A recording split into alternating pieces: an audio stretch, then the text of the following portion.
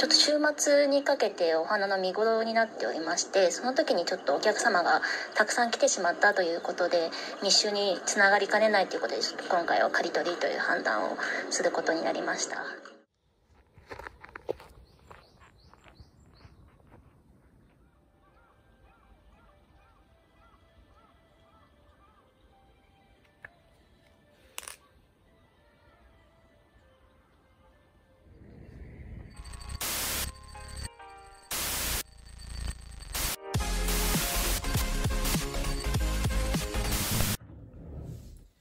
Hello ma'am, going to be gay. How's it? I know you're from Japangi. Season say yam passable hydra, a quick Sakura, cherry blossoms, aduga, tulips, but a sap matame. Adugo, ma'am, cannot don't say, take the video bushy, I pow the gator. How's it say, quick Japan, me put the Navana, quick parks, park one the cannot tulips, eating black, the Nava, quick tulips, and lark amongst all up, cut the over. And mine cannot me put the Nava toba. The event festival ambalo in a thing ado ma'am I didn't see ma'am the same day cannot talk the video say at the cannot say how's the game when I cut the credits cut the string mamang the go I cannot talk the hover Namza over video sing at the go yam not the label of pump I need a cherry city pump up laughter label of pumpkin a quick cherry blossoms Japangi spring the preserve I ma'am the young ma'am Roy Boston young say aduga yam no maito amna aigi Facebook account cannot to be yadan lay hojik se moi ID verification cannot upload to on ID upload to ame adugo aigi Facebook link to bo aigi Japan mobile number hai tai ko WhatsApp to some ben cannot to be re aduna hojik mayam aigi Facebook account no bo ko YouTube ki maming the man page sam to same jare aduna mayam na kaino ka Instagram ka Facebook page ka dai ko Japan gi aina YouTube tadi blog yam toina sem ngam dreso aduga Facebook Instagram da mayam Japan gi photo video adagi Japan gi matang da mayam ama keno tawju ne do mayam na so yana check tawyo ai link keno sing ma khala hapsage do mayam ngasi gi keno se mayam yang mi se kamai tawgi do mayam comment haibiro aduga ano blog ai ano Japan gi ma paw ai tai ko da mayam na sembion haibir pasing do ai matang tamna dum sem jarake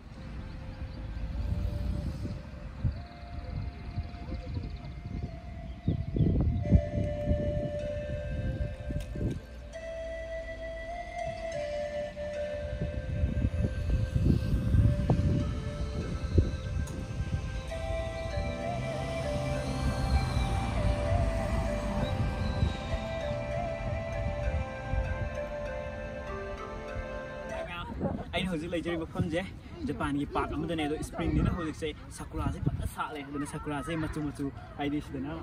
pink to Sale, the Aqui with Aqui, Angoba, the Giti Matu, Angoba Pinkana, Nam the Sale, I may Aqui will say, I am the answer, okay?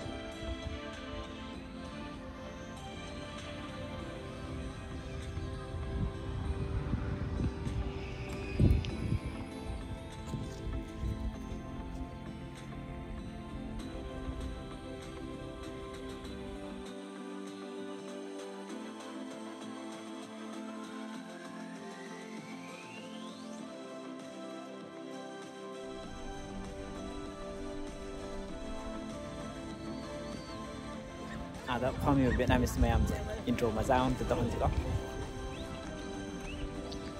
Hello. Ai giving her. Ai giving tea. Ai giving yến. Ai giving hương. Arigato gozaimasu.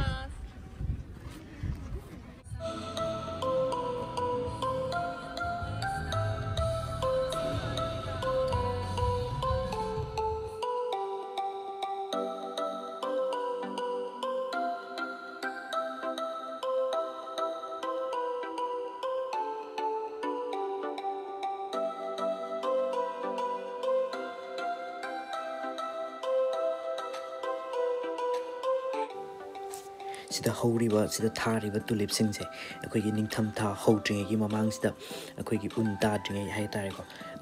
sigi Japan gi Niigata prefecture sidi snow ta ne snow ta dringe gi mamang sida laibak manung de loina phuma tham doine ba kino singse maru singse aduga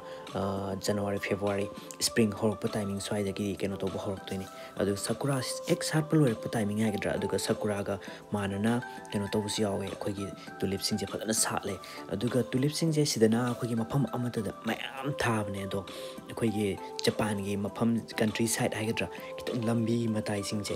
akhoi gi tulip se yam phajan thai hai tare ko aduna spring da akhoi gi sum gari ga thor sapase yam lambi gi matai sing yam phajale aduga keno se yum da so adum thari thai ko yum da no akhana ba khoina apama masu sing do khallaga thai aduga sigi mafam sina akhoi gi keno ne ba sida thariba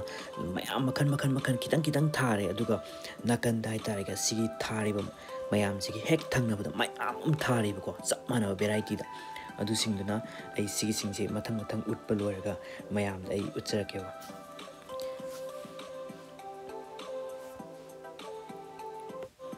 sigi keno singse tulips ki maru je mamang da ina yum thok pada deki sida mayam koirak pada sum pira ga thar ga hobra na yeng biuna keno to bane do manipur da tha phas keno to bangam de na harak pus yawe phajana keno to da bagira khang de koina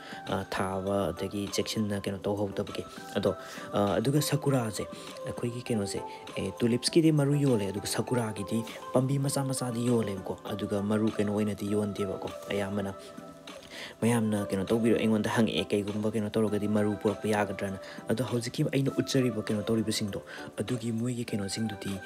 market ta kai da phalmarang kaina keno tong na yon bai do oi de ko aduga pambi gumba lai char gumba keno gumba puthok pa se kitang kai tare che keno yam sang ai tare ko koina icham ilai line hekta keno tobu ya de ko zum check torok targa di keno tobu puthok pa su ya ba yawe plants pambi gumba keno gumba pusin ba ya ta yam lei ko adu sing do hana koina yengaga yum da puthok ke haraga di adumaina check torga puthok pa machan Japan gi Sakura dagi sida thariba tulips mayam jasmaina agi pokna phumlam da Manipur da su thaninge aduna ai matam leyo kanda soidana kamai torga iram da Manipur da sigi maru sing adagi kamai tobu yaga dagi haido ai soidana yengjagi mayam